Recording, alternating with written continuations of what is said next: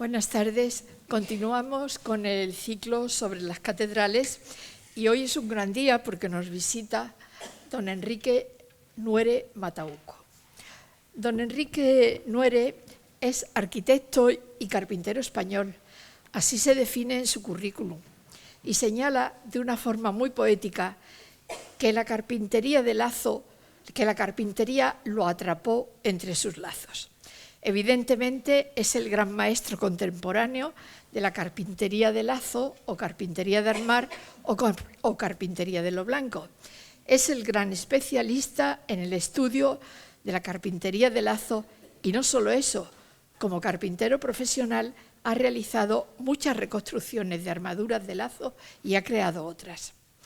Enrique Nuere tiene una antigua relación con Málaga y con esta academia, y fue a través de dos personas que hoy no nos pueden acompañar. Mi compañera de facultad, María Dolores Aguilar, gran experta en el arte mudéjar, fue pionera de su estudio en la provincia de Málaga y una de las primeras de España. Ella estudió con pasión este aspecto de nuestro patrimonio y admiraba a Nuere, y a mí me lo dio a conocer. Y sobre todo César Olano, arquitecto y académico numerario de esta casa, que también sentía esa fascinación por la carpintería mudéjar y por su amigo Enrique Nuere. Lo estudiaba, lo seguía, realizando también él interesantes investigaciones y publicaciones, así como piezas, armaduras, que ha colocado en algunas de las obras realizadas por él, entre ellas la Casa de Verano del Alcalde. Él fue quien nos lo trajo a la academia y a propuesta suya se le nombró académico correspondiente en Madrid antes de ser nombrado numerario de la Academia de San Fernando, que lo fue en 2010. Es más antiguo con nosotros. Y en la Academia de Madrid sí puedo decir que es uno de sus miembros más activos. Y hoy nos acompaña también Nena Crauel, la mujer de César Olano, porque es un fruto de una antigua amistad. Nuere es también miembro de la Real Academia del Partal, de Profesionales de la Restauración, y miembro del Patronato de la Alhambra. Aquí desempeña un papel clave. Estamos esperando ese libro, Entender la Alhambra, que será apasionante. Está ya publicado. ¿Está publicado? Sí, cuando yo hice esto decía pues que no estaba todavía. Te lo mandaré. Estupendo, muchas gracias. Aunque Nuere nació en Valencia, pasó, siendo muy niño, casi un bebé, a Madrid. Y allí se ha desarrollado su vida y su actividad profesional, aunque ésta le proyecta por todo el mundo. Es arquitecto por la Escuela de Madrid y lo que de mecánico y matemático tiene la carpintería le ha interesado siempre. Por eso se define como carpintero. Antes de acabar la carrera obtuvo diversos premios en este campo. En 1960 el proyecto para un museo de muebles en la fábrica recibió un gran premio y en 1961 el Ministerio convocó un concurso para mobiliario de viviendas protegidas que ganó en 2 ediciones. Y también fue premiado por una silla en fase mueble. Recordemos que el holandés Rietveld es conocido en todo el mundo por una silla y otras cosas también, pero sobre todo por la silla azul y roja, que está en algunas colecciones como la de nuestro presidente emérito José Manuel Cabra. Pero la investigación que Nuere realizó a partir de 1980 del manuscrito de López de Arena, un tratadista sevillano de finales del siglo XVI, que publicó el breve tratado de la carpintería de lo blanco y tratado de Alarife, le fue captando y a su estudio e investigación ha dedicado mucho de su tiempo y ha recibido importantes premios por esta actividad. No voy a dar el listado de sus publicaciones porque son muchas, están en Dialnet y cogería mucho tiempo. Pero sí quiero recordar que con una publicación de Enrique Nuere inició el Colegio de Arquitectos de Málaga una colección muy especial, El oficio de construir. El libro, publicado en 1990, se titula La carpintería de lazo, lectura dibujada del manuscrito de Fray Andrés de San Miguel, una obra espléndida que Estrella Arcos conoce muy bien y ha realizado una importante reseña de él y ha colaborado también con Enrique Nuere. Anteriormente, en 1985, había publicado La carpintería de lo blanco y tratado de Alarifes y en 1989 La carpintería de armar española, con varias ediciones. Estos son temas que le han interesado mucho y en el 81 recibió el premio Marqués de Lozoya por su primer trabajo sobre la lectura dibujada del manuscrito de Diego López de Arena. No cito publicaciones, pero sí voy a citar premios muy importantes que ha recibido y que reflejan el prestigio de nuestro conferenciante y amigo. En 1985 fue nombrado ante la UNESCO como candidato al premio Bagdad en representación de España. En 1988 recibió el premio Europa Nostra por la restauración del convento de Santa Clara de Salamanca. En el 95, nuevamente el premio Europa Nostra, nada menos que por la restauración del Paraninfo de la Universidad de Alcalá. En 2001, Premio Internacional de Investigación Gerardo Diego de la prestigiosa Fundación Juan Elo Turriano. En 2006, el Premio CICOP, Centro de Investigación de Conservación del Patrimonio, en su modalidad de patrimonio arquitectónico, y precisamente hoy viene de un congreso celebrado en Jaén del CICOP. Y en 2016 recibió el Premio Rafael Manzano de Arquitectura. Ha restaurado muchísimos artesonados de conventos e iglesias de España y algunos del extranjero. Y cuando nos planteábamos este ciclo, se inauguraba Notre Dame, ya restaurada, y nos preguntábamos si Enrique Nuere habría intervenido en la aguja de Notre Dame, porque para ese entramado interior de la aguja, Enrique Nuere hubiera tenido mucho que aportar. Entre sus intervenciones españolas voy a citar los 17 artesonados de la Alhambra y los de la Universidad de Alcalá, los 34 del Palacio de Buenavista de Málaga, cuando se rehabilitó para Museo Picasso Málaga, y 6 del Palacio de Villalón, Museo Carmen Thyssen Málaga. Eran 3 los conocidos cuando allí lo que había era una tienda de loza, muy amables siempre porque nos permitían a estudiantes y profesores pasar a ver los artesonados. Pero César Olano, estudiando la disposición de los techos rasos, sacó a la luz otros tantos, y son esos 7 fantásticos que hoy podemos contemplar y que ha restaurado Enrique Nuere. Finalmente, quiero agradecer a Enrique Nuere que haya venido a participar en este ciclo. Ha sido un viaje un poco rocambolesco a través de Jaén, donde ayer dio su ponencia en el CICOP, porque él no para, y eso es magnífico.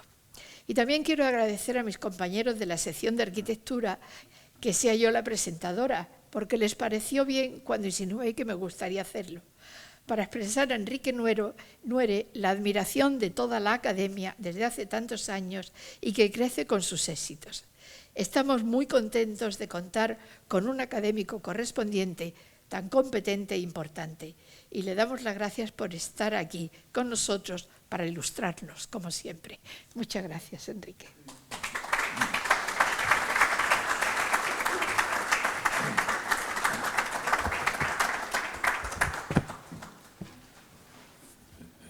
Bueno, muchas gracias, Charo. No sé si voy a estar a la altura de todo lo que ha dicho, pero en fin. En cualquier caso, agradecer a la Academia esta invitación, y supongo que habrás sido tú la principal responsable de hacerme venir aquí. Bueno, supongo que al hablar de una catedral con el techo de madera, pues todos estarán pensando que vengo a hablar del techo de la Catedral de Teruel. ¿Es así? Pues no. Bueno, sí, mencionaré la Catedral de Teruel cuando llegue el momento, pero de momento, pues las catedrales, muchas tienen techos de madera. Por ejemplo, este es de la Catedral de Toledo, pero no vengo a hablar de estos techos. Por ejemplo, hay otras catedrales que se quedaron sin techo, porque el dinero se usó para ayudar a los Estados Unidos en la independencia contra los ingleses. Pero creo que esto se está solucionando ya, o sea que por lo menos la Catedral de Málaga va a tener un techo de madera. En realidad, lo que vengo a hablar son de estos techos de lazo que siempre se han llamado mudéjares. O sea, siempre se ha considerado que esta carpintería ha sido mudéjar. Jamás la han hecho los mudéjares. O sea, esto ya lo tengo absolutamente comprobado.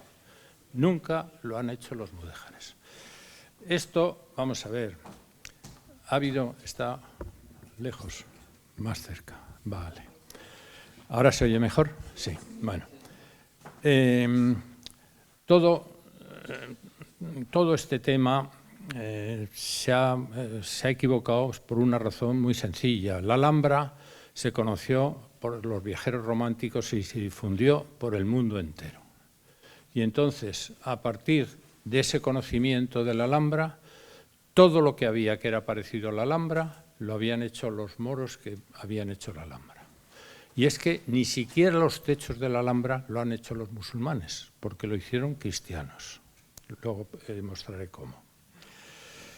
Y, lógicamente, pues antes de hablar de las catedrales, haré unos comentarios sobre esta carpintería para entender todas estas barbaridades que estoy contando.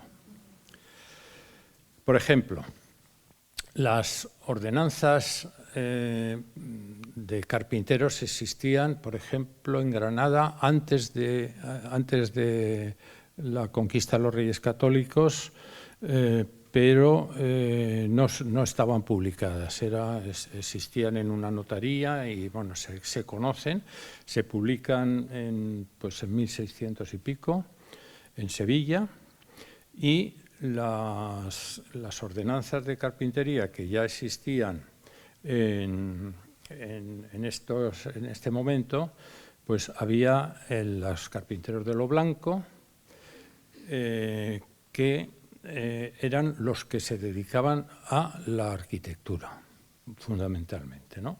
Había el carpintero de tienda, que era el que hacía puertas, ventanas, mesas, muebles.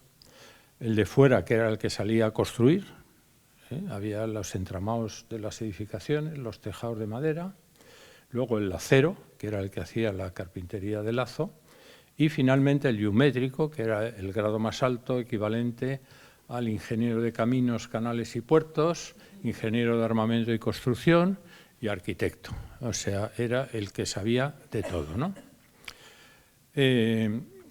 Luego nos encontramos que todo esto venía de Europa. O sea, este tipo de carpintería no tiene nada que ver con lo que se hacía en el mundo islámico. Esto venía de Europa y era germánico.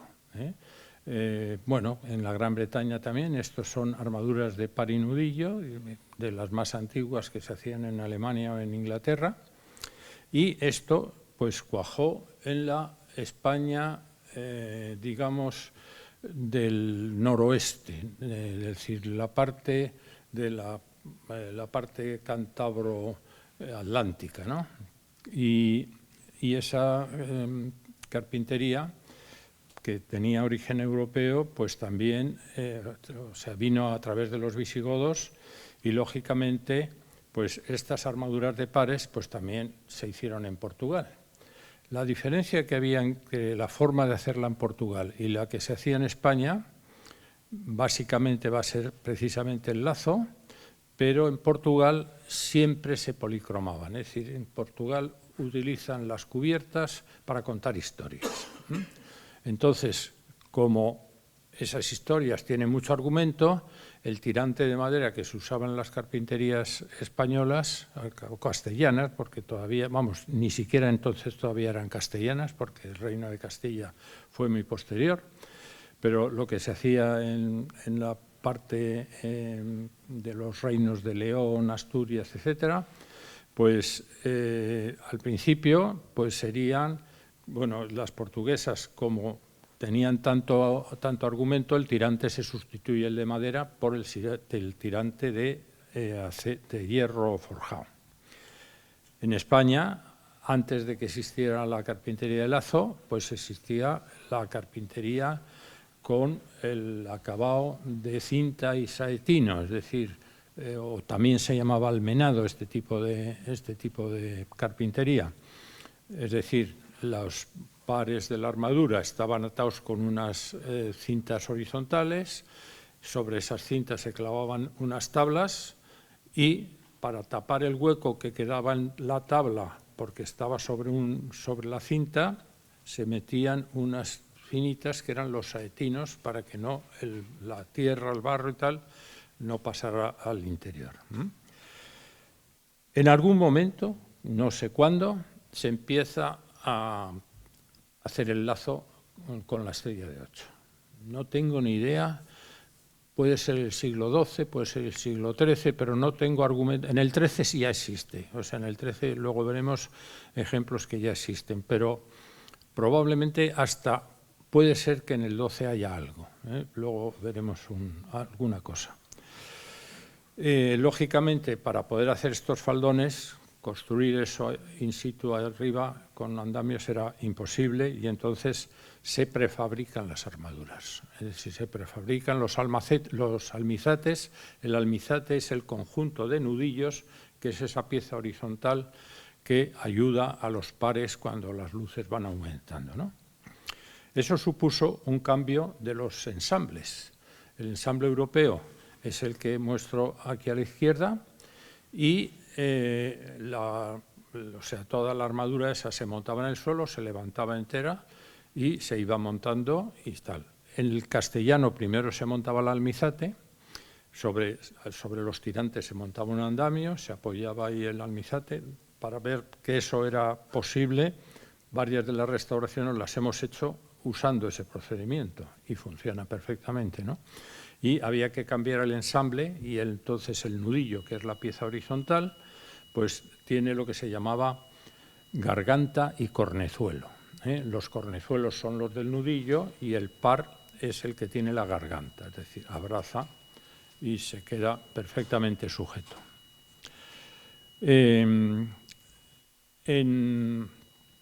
En el fondo, pues el tema de la geometría decorativa ya existía en el siglo XI y XII en la Turquía selyúcida. Se hacía lo mismo en piedra que en ladrillo, que en mosaico o incluso en madera. Pero en madera prácticamente en el mundo islámico no había tejados a dos aguas. O sea, debía llover menos y por la razón que fuera, pues los techos se hacían planos. Buscando, porque todo esto, claro, yo al principio, cuando me empecé a meter con este mundo de la carpintería, no tenía absolutamente ni idea de lo que era la carpintería de lazo. Para mí era algo, pues que si esto era mudéjar, pues yo me creía que era mudéjar. Y que si esto lo hacían los musulmanes, pues eran los musulmanes. Pero claro, investigaba y buscaba por el mundo islámico y todo lo que conseguí encontrar en muchos años fue estos dos techos. Uno en Bursa, que está en Estambul, al otro lado del río, y el otro un palacio de Isfahán. Y punto. Armaduras a dos aguas solo ha habido en la gran mezquita de los omeyas de Damasco, pero cuando la visita Ibn Jubayr, que va a la Meca y visita Damasco, él sube a la cubierta y es un techo plano. O sea que este techo que tiene ahora se hizo después de que estuvieran ahí los omeyas, o sea que ni siquiera le sirvió de inspiración a los omeyas. Luego existe la Basílica Natividad de Belén, que la hace Constantino, y esta otra de Santa Catalina en el monte Sinaí. Todo lo que hay en el mundo islámico son techos planos. Simplemente cuando algún edificio querían darle pues, más importancia, más consistencia, pues se le hacía una cúpula de mocárabes. Todo esto se hace con yeso, el yeso fragua instantáneamente y no hace falta encofradores, no hace falta madera para sujetarlo, es decir, que es un procedimiento que pues con mucha facilidad se hacen conjuntos de yeso con un molde y luego se van poniendo, se van sujetando a la pared pegados con yeso y ya está. En fin, la carpintería de lazo nos la dice, he leído muchos historiadores que nos la trajeron los almohades. ¿Es verdad o no? Bueno, los almohades, ¿qué sabían de carpintería? Sí, sabían poner un palito vertical para sujetar la tienda, pero poco más. La catedral de, digamos, de Córdoba, ya no se llama catedral, ahora es mezquita catedral, porque realmente la parte mezquita era la más importante. En algún momento existieron, creo que fueron 3 vigas, estuvieron en la Alhambra y esas vigas, por la parte trasera, tenían una especie de cajeado para poderle poner unos pares. Era un cajeado que, digamos, chapuza, o sea, no tenía nada que ver con la calidad de la talla de esas vigas por sus caras vistas, es decir, era algo distinto, ¿no? Y claro, lógicamente la catedral, o sea, la mezquita de Córdoba también debió ser techo plano y como, claro, en Córdoba llueve más que en el norte de África, pues llegó un momento que dijeron hay que ponerle un techo porque esto si no, no hay quien lo desagüe. Y en un momento determinado, supongo que en el caso de Abderramán III, que fue quien construyó Medina Zara, esto lo destruyeron, no sé si los almorávides o los almohades, pero vamos, dejaron prácticamente todo destrozado, pero se empezó a recuperar a partir de todo lo que se iba encontrando y a partir de esa recuperación veo que había techos a 2 aguas. Es decir, estos musulmanes que llegaron a la península ibérica se encontraron con una forma de cubrir los edificios distinta de los que ellos hacían, pero que a lo mejor esto, o sea, mucho de lo que voy a contar es imaginación mía, porque yo no soy historiador, pero tengo mucha fantasía, o sea, me imagino mucho y a lo mejor es un disparate, pero a lo mejor es verdad, porque, por ejemplo, pues esto les podía recordar a los techos de sus tiendas. Ah, mira, esto amplía el espacio, nosotros estamos acostumbrados a techos planos y esto queda más bonito, no lo sé, ya digo, esto es pura fantasía, pero aquí hay una historia que Abderramán III, pues en una de esas, claro, tenía Almanzor, que iba voy a hacer una serie de correrías por ahí a ver lo que me traigo, lo que me llevo. Cuando firma la paz con el rey de Leonés, la condición que le pone es que se pactaría esa paz siempre que, entre otras condiciones, que le enviara 12 alarifes o arquitectos cristianos para que trabajasen en las obras de su palacio de Zara, que a la sazón estaba edificando. Condición que cumplidamente se cumplió. ¿Qué iban a hacer esos artesanos o alarifes? Evidentemente, construir ladrillo, los musulmanes lo sabían, la piedra también, el mocárabe de yeso, la decoración de paños planos con dibujos geométricos también. Los alicatados de azulejos, esos han sido los expertos que nos lo han enseñado a nosotros. Es decir, lo que no sabían hacer era cubiertas de madera, porque no las habían hecho nunca. En el mundo islámico no existían las cubiertas de los edificios. Y entonces necesitaban, pues, Abderramán III necesitó 11 arquitectos o alarifes para que le hicieran las cubiertas del Palacio de Medina Zara. Lo que se hacía, primero, en el Reino de León estaba la tradición romana de las armaduras trianguladas, el cuchillo triangulado romano, el mismo que hemos visto en el monte Sinaí y en Belén, porque era la tradición romana. Las dos, San Pedro Lourosa, Santullano, bueno, hay más por ahí por el norte de León, lo que fue Asturias, etcétera. Mientras que pronto pues empezó a prosperar lo que traían los visigodos, que era la armadura de parilera o parinudillo. En este caso, una parilera que no necesita el nudillo porque las luces son pequeñas.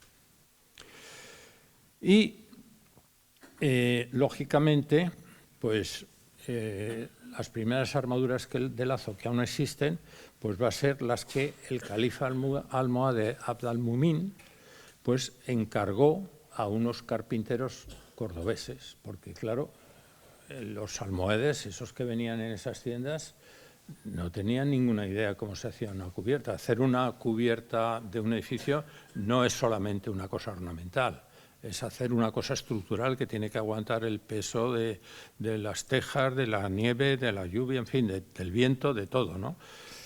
Y, pues claro, ¿quiénes eran esos carpinteros cordobeses? Pues evidentemente habría carpinteros cristianos que de Toledo dice, oye, que ahora el negocio está en Córdoba, vámonos a Córdoba. Pero también esos mismos carpinteros de Toledo que habían ido a Córdoba, pues a lo mejor habían decidido hacerse muladíes, es decir, convertirse al Islam, porque así se ahorraban el impuesto de capitación. Y, bueno, pues la técnica carpintera era la misma, es decir, no se inventa uno. Un oficio de carpintero es suficientemente complicado como para que pase así fácilmente. Y se hacen las armaduras de la mezquita de Marrakech, la Kutubiyya de Marrakech, y en la que las que están vertical no tienen lazo y las horizontales paralelos al muro de la quibla tienen dos tipos de lazo, que son estos que vemos aquí.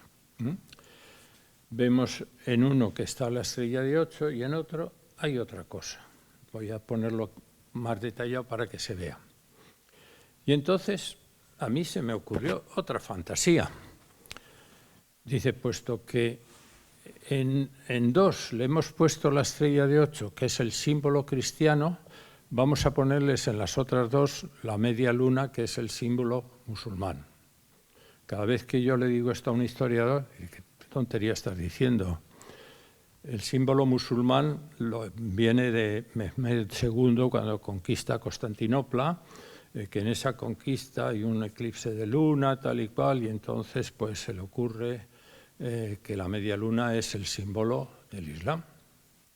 Pues no digo que no, pero es que en las cantigas de Santa María, número 63 de Alfonso X el Sabio, cuando cuentan la batalla de San Esteban de Gornaz, que es del año 975, el jefe de los musulmanes en el escudo lleva 6 medias lunas.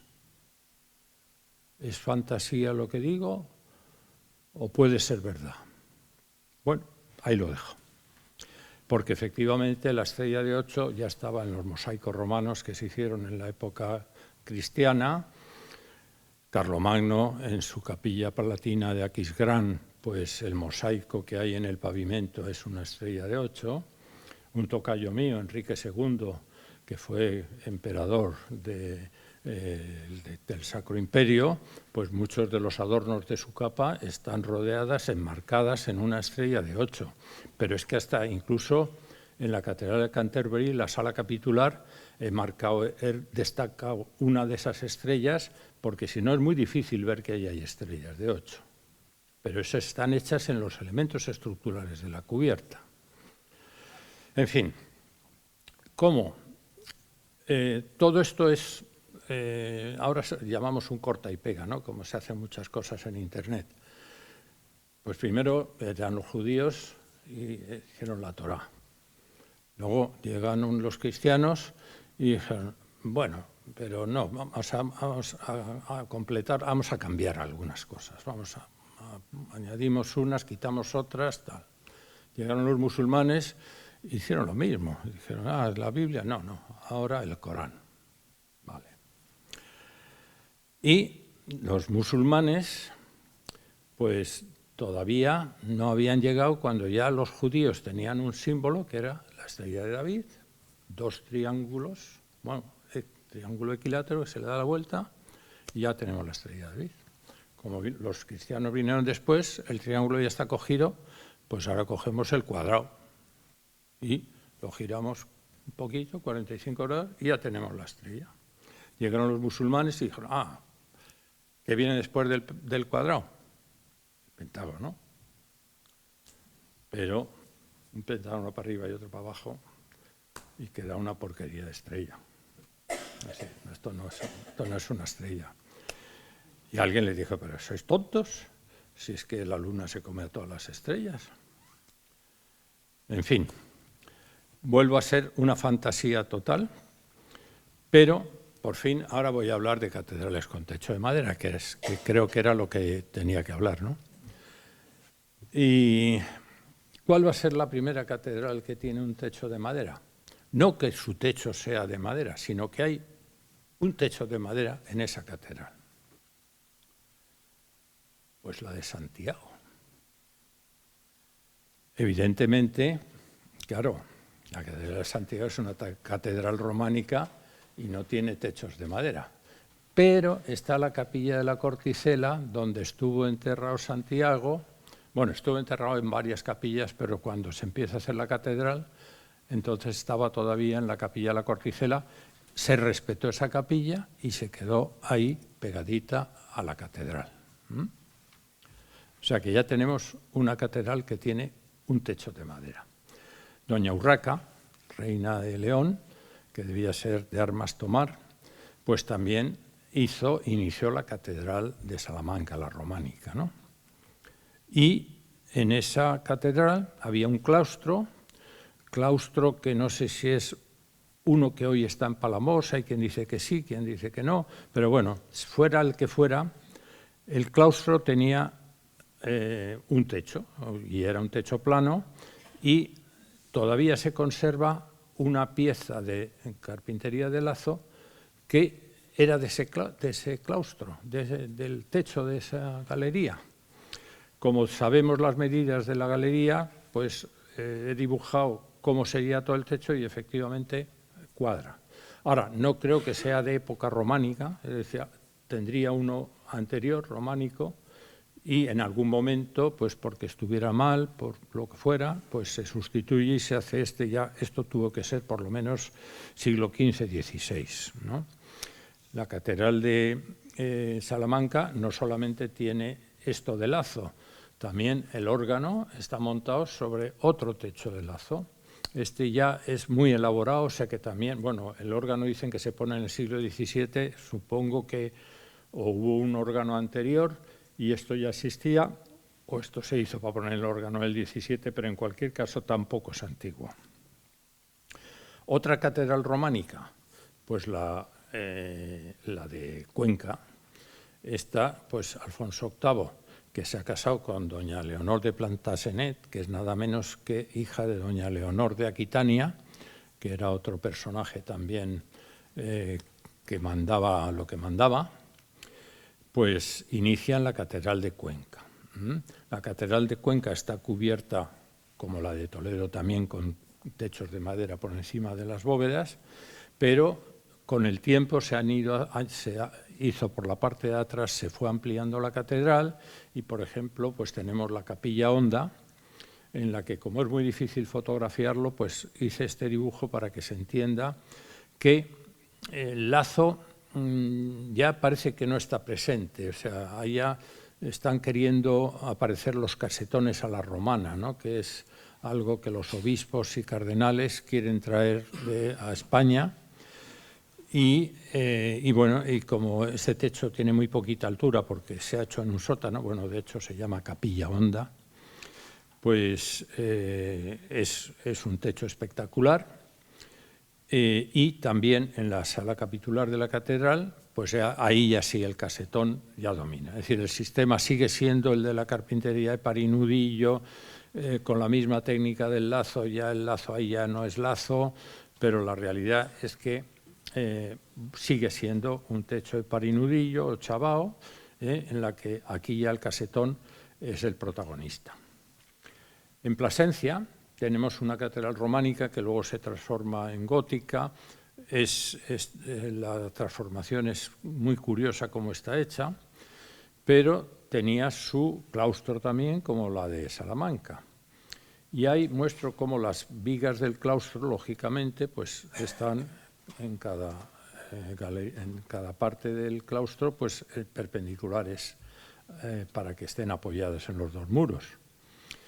Y eso pues resulta que en los donde se cruzan, es decir, donde se cruzan las dos naves, pues ahí va a ser cuadrado. Y entonces, aprovechando que eso es cuadrado, pues se emplea la estrella de 8.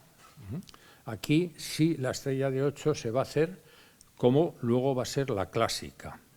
Es decir, si nos fijamos en los pares, estos pares, vemos estas juntas, es decir, esto es un peinazo, eso es una pieza única, pero las puntas de la estrella están recortadas en la cara superior del par, y luego después en los nudillos, en los peinazos que lo empalman, pues también está cortada la punta de la estrella, ¿no? Y este va a ser el sistema que va a perdurar. En las naves, lógicamente, se estira un poco porque hay que ahorrar, y solo vemos medias estrellas. Y ahora voy a contar otra historia. Esta no es de una catedral, pero me interesa contarla porque luego va a tener que ver con el personaje que va a entrar aquí. De momento, esa estatua que vemos ahí, ¿alguien sabe quién es?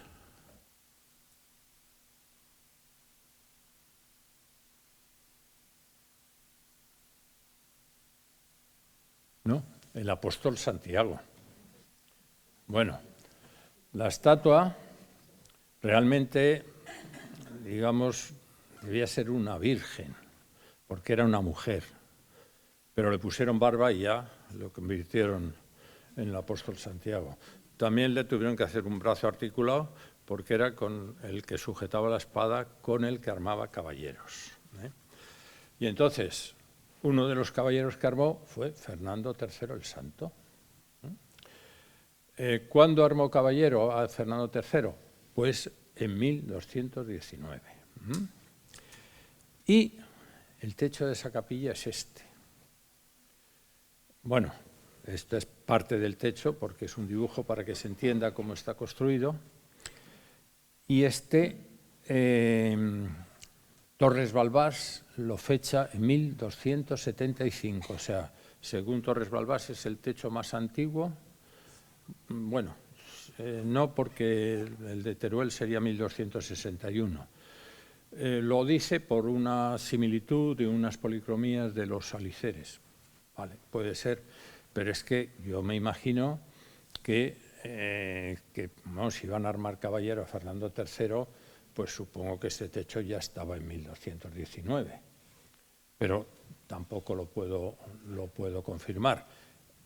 Hombre, si sé que al califa Al-Mumín le han hecho un techo de lazo similar para Marrakech, es que esto ya se hacía, y eso fue en el último tercio del siglo XII, o sea que esto incluso podría ser del siglo XII, pero no tenemos ningún argumento para demostrarlo.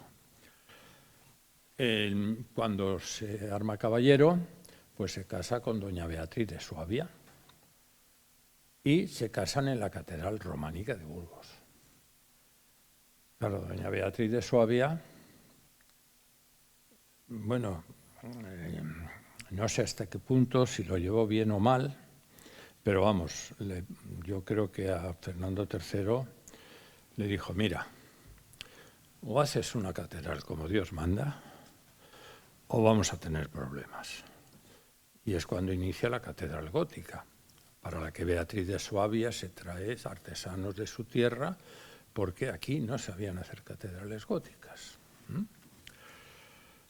Y, como digo, pues tras armarse caballero, en 1221 se pone la primera piedra. Teóricamente se inicia en 1212, pero luego la primera piedra, que es la que está tallada, pues hasta 1221 no se coloca esa primera piedra. Y resulta que esta catedral de Burgos también tiene un techo de estos. Esto es menos conocido. Pero a mí lo que me llamó la atención es que buscando un plano de la Catedral de Burgos para ver dónde estaba situada la sala capitular, me llamó la atención que toda la catedral está techada con bóvedas góticas, menos la sala capitular, que es techo plano. Y también el de la sala capitular antigua. La sala capitular gótica es la que se ve arriba a la derecha, arriba, y la románica es la que está abajo, ¿no? Bueno, luego pues estuve fijándome en algo muy raro. ¿No nota alguien raro aquí? Está asimétrico. El único techo de lazo asimétrico que conozco. No he visto ninguno más. Otra cosa rara es que cuando la foto me la mandó mi hija, que la había hecho su marido, mi yerno, y cuando le comenté esto de la asimetría, dice, pues ¿sabes qué nos dijeron? Que la sillería de la sala capitular era la de la sala capitular románica, que la habían lógicamente aumentado porque era más grande, pero que era la misma. Digo, anda, qué casualidad. A ver si el techo va a ser el de la sala capitular antigua. Cogí las medidas de la sala antigua y sobre el techo de la nueva lo coloqué, es la zona sombreada y encaja perfectamente. O sea, hasta está rematado por una cinta del propio techo moderno, coincide con una cinta del techo antiguo. ¿Casualidad? No lo sé. Pero pasa otra cosa, que este techo figura entre los libros de historia como realizado por el obispo don Gonzalo Hinojosa en el siglo XIV. Pero es que hasta el siglo XIV no estuvo terminada la sala capitular de la Catedral Gótica. No se pudo hacer antes. Pero el techo, yo estoy seguro que era de la antigua. Entonces resulta que este ya es un techo que a lo mejor es del XI. De nuevo, es parte de mi fantasía. Yo soy muy loco y digo a lo mejor muchas barbaridades. La Catedral de Toledo, pues era también una mezquita. Y este techo, pues no sé si es de madera, porque a lo mejor es de guiso, es que no he podido entrar ahí, todavía no lo he podido ver personalmente. Está en esta torre, y no está arriba, sino que está en un piso relativamente bajo. Estará como mucho a 10-12 metros, no está más alto. Bueno, sea de yeso o sea de madera, no importa porque la Catedral de Toledo también tiene techos de madera. Es decir, la sala capitular, que es de principios del XV, hecho por un Juan Guas o un Egas, todos, o sea, artesanos que vienen de Bélgica, que han aprendido ya esto del lazo, pero que los obispos y los cardenales, no, a mí házmelo a la romana, que ya estoy harto de... Pero ahí sigue presente el lazo, o sea, la estrella de 8, o sea, dentro, o sea, la decoración de alguna manera está ahí, aparece de alguna manera, ¿no? Bueno, si vamos a entrar a la sala capitular, primero hemos tenido que pasar por la antesala. Y la antesala, pues, claramente eso sigue ahí presente. Claro, ya no está como una carpintería entrelazada, no lleva las ranuritas esas para que se vea que pasa por abajo, por encima, pero esto es un enmarcado de una decoración gótica.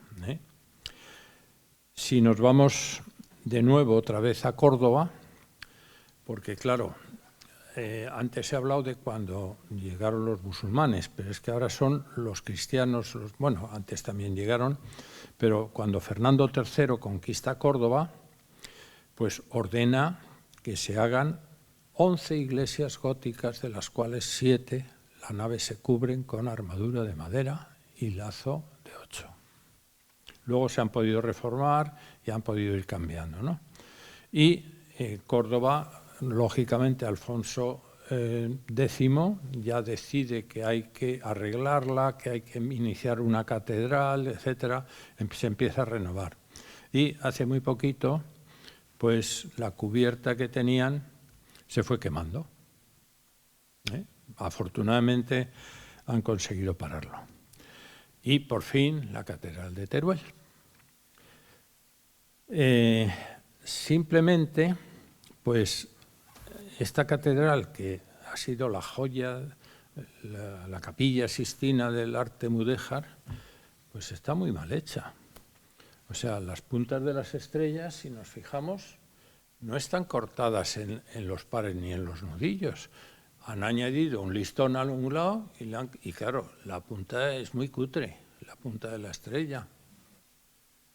Pero eso no es lo único que está mal. O sea, en todas estas armaduras, cuando se junta el almizate y el faldón, comparten la estrella. Media estrella está en el almizate y media está en el faldón. Como no debían saber hacer eso, dijeron, ponemos una estrella en el de abajo y otra estrella en el de arriba, y luego en el enlace ponemos ese tapajuntas gordo que lo disimula todo.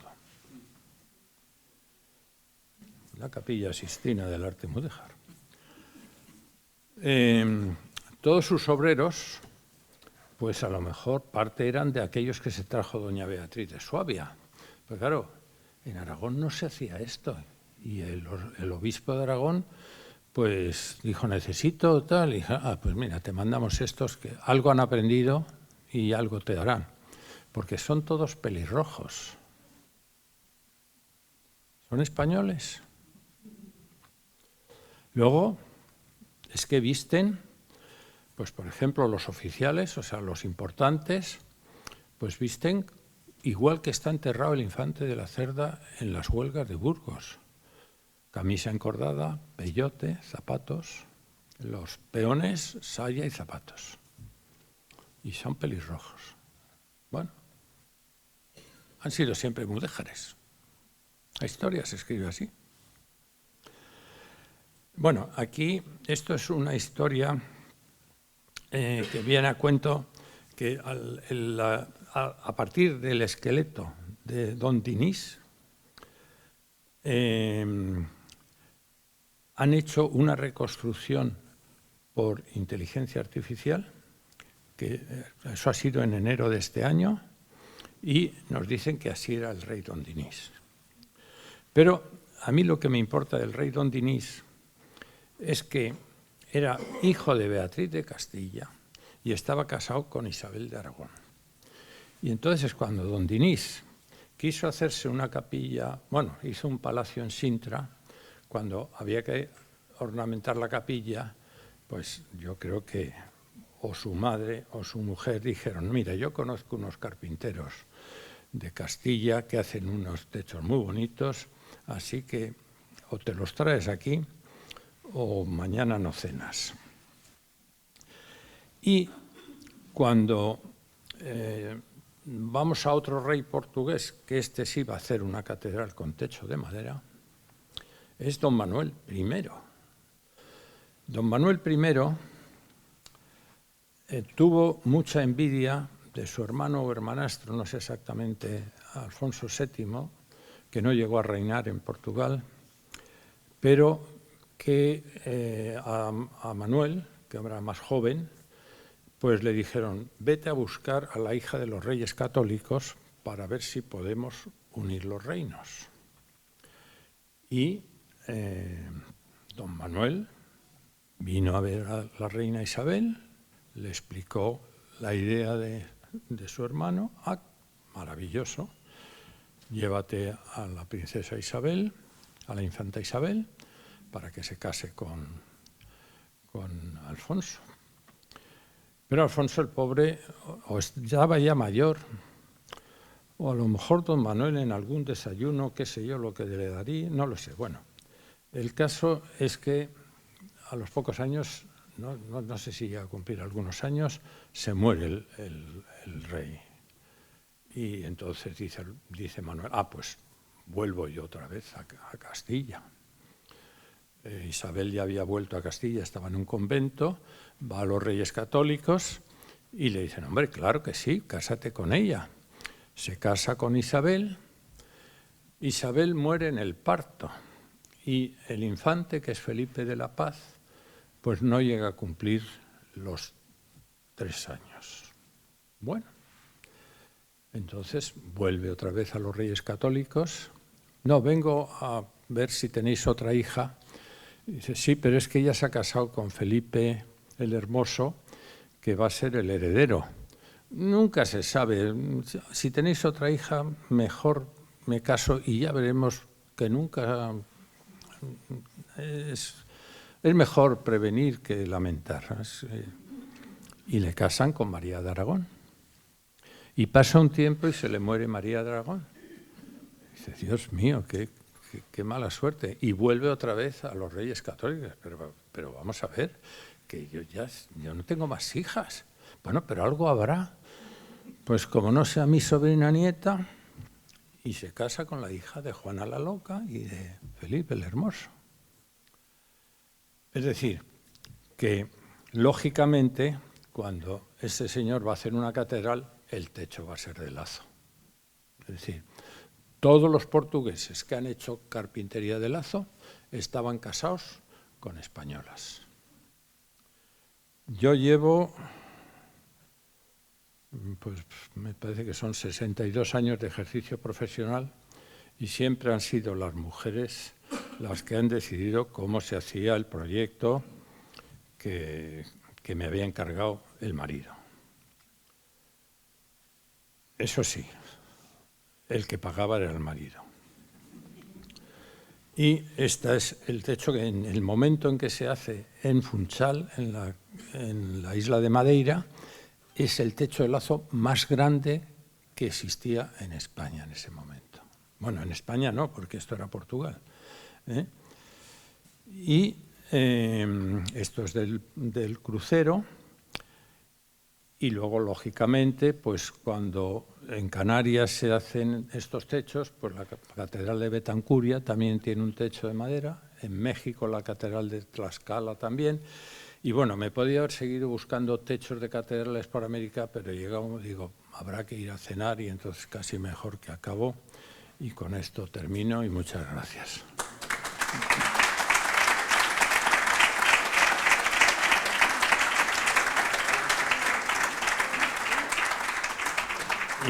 Y si alguien quiere hacer alguna pregunta, pues, porque como yo he dicho, a veces, a lo mejor he dicho disparates, pues a lo mejor alguien tiene que corregirme algo. ¿Los dibujos son suyos? Sí.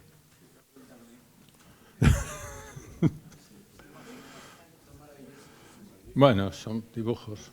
Este, por ejemplo, es el de la Catedral de Teruel.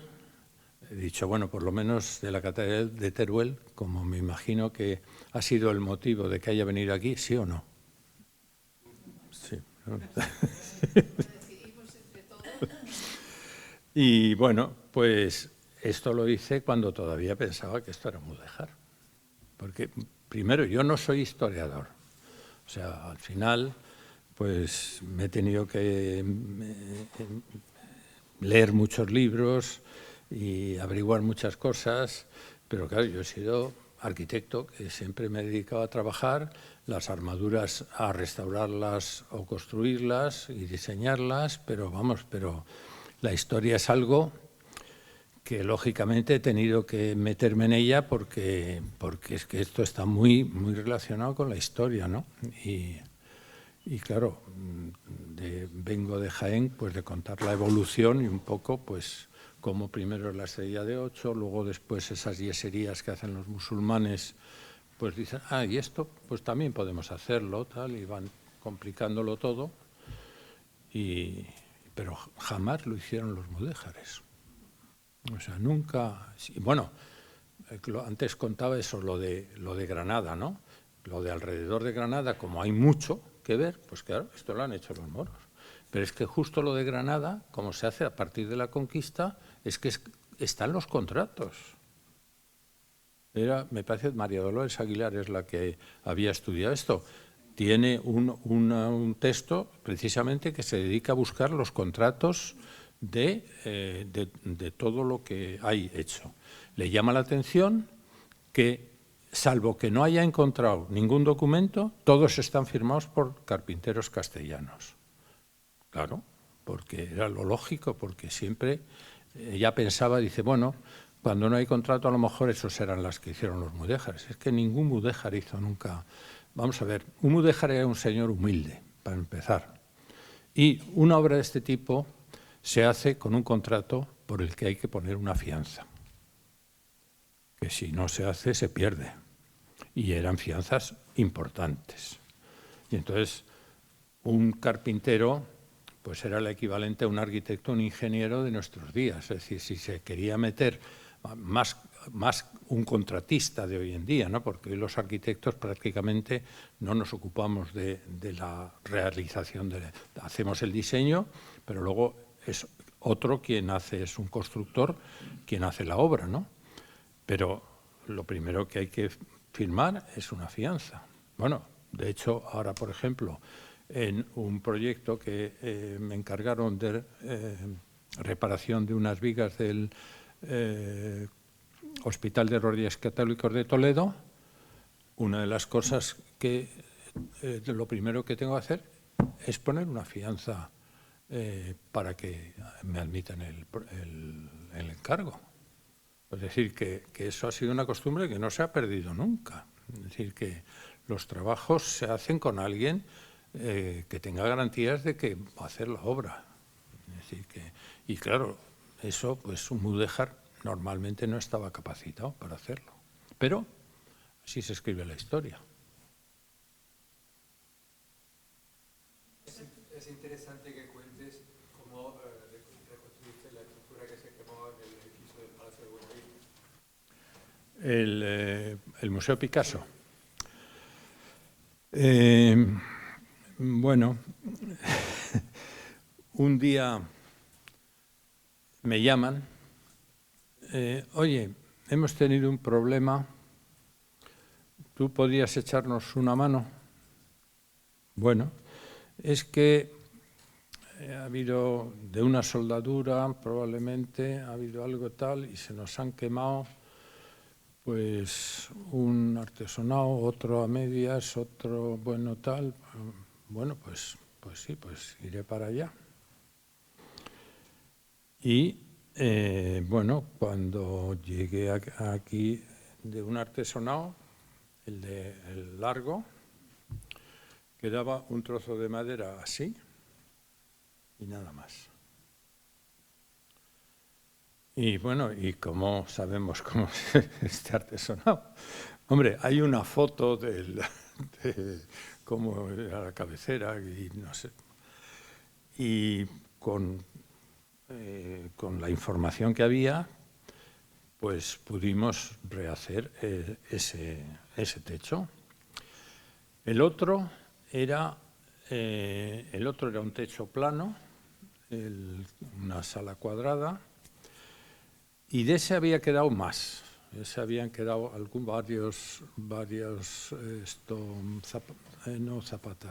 canecillos, había quedado algún trocito del alicer y había quedado algo del color. Y entonces alguien sabía que ese techo provenía de, no sé si de Valencia, de un edificio que tenía otro techo similar. Y un poco, pues, por la similitud, pues se pudo reconstruir ese otro.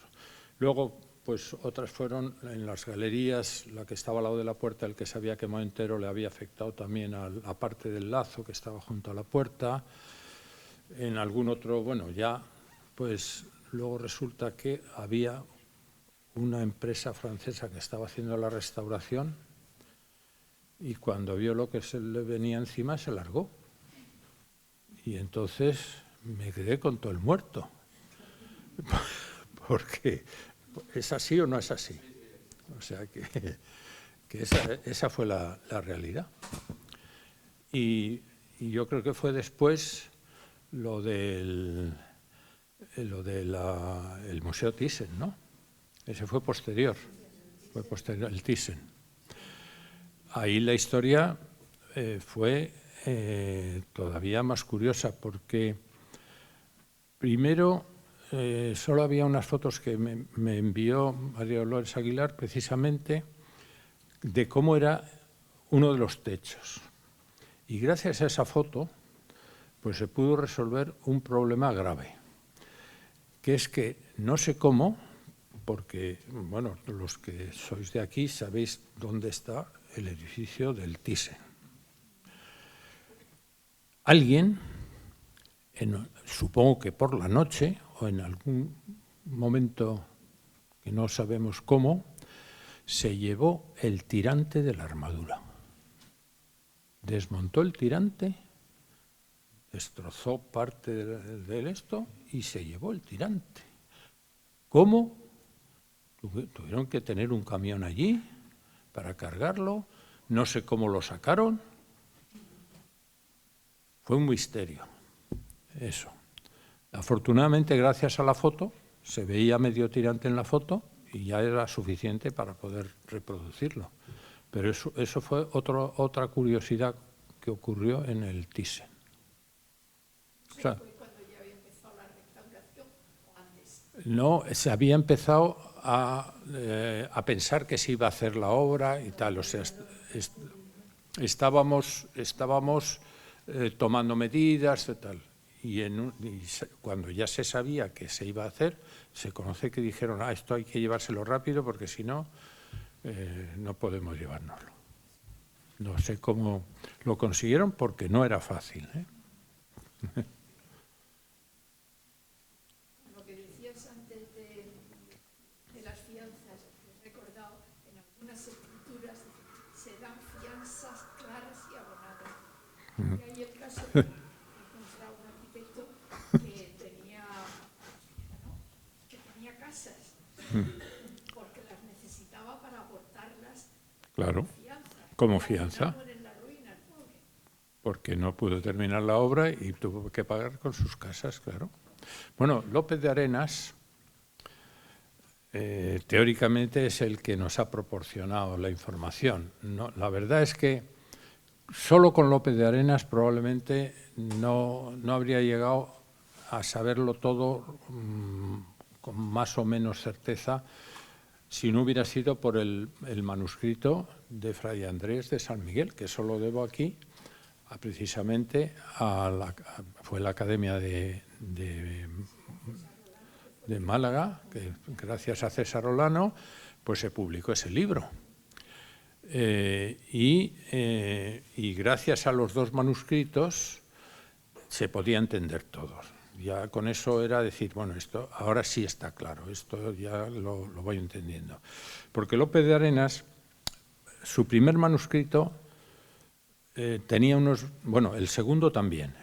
Los dos manuscritos que hace López de Arenas, uno es primera y segunda parte de las reglas de la carpintería, y ese estaba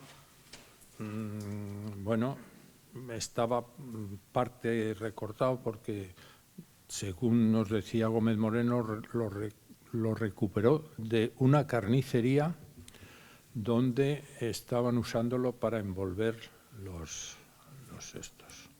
La historia, según me la contó su hija Nati, yo tuve a Carmen, que fue la mayor de profesora de historia en el colegio, la otra, ¿cómo se llamaba? María. No, María Elena era la mayor. Luego estaba la siguiente, que un año nos dio clase de inglés. Y Nati la conocí por la familia de mi mujer. Y Nati fue la que me dio el manuscrito de López de Arenas. Y entonces nos contaba que un día estaba don Manuel, bueno, ¿qué pasa con la comida? ¿Qué pasa que no hacéis la comida? ¿Qué tal? Que no sé qué. Y no le daban la comida. Y entonces se fue a la cocina a ver por qué no le terminaban la comida. Y entonces vio un trozo en el que le habían envuelto no sé qué. ¿Y esto? ¿Esto de dónde ha salido? No, en la carnicería. se quedó sin comer, se fue a la carnicería a buscar y esa es la historia que me contó Nati. Y entonces ese manuscrito estaba incompleto, pero tenía unos dibujos magníficos. El segundo manuscrito, o sea, ese no se lo publicaron a Lope de Arenas. Él era de Marchena, marchenero. Y en vista de que no consiguió que se lo publicaran, pues dijo, bueno, pues lo voy a resumir. Y en vez de primera y segunda parte, breve compendio de la carpintería de lo blanca y tratado de Alarifes y tratado del reloj y la regla de Nicolás Tartaglia. Y ese libro consiguió que se publicara. Pero ese libro, aunque sigue teniendo sus dibujos, en el manuscrito, en el libro impreso, son unos grabados en madera horribles. Es decir, que con el libro, primero que era un compendio, ya había quitado muchas cosas. Por ejemplo, en el manuscrito, cuando quiere explicar cómo se hace la muestra de una armadura de 5 paños, hace un dibujo, empieza a explicarlo. Cuando llega a la mitad, no ha terminado todavía de rellenar el hueco que le queda, dice, lo que falta por explicar lo pondré al final más por extenso. No se había enterado de cómo había que explicarlo. En la última página vuelve a aparecer el mismo dibujo, pero ahí no llega a explicarlo más por extenso, sino que pone un no y lo deja.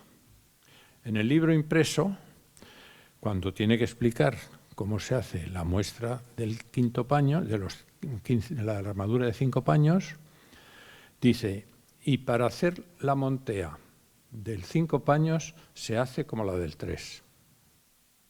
Y se queda tan tranquilo.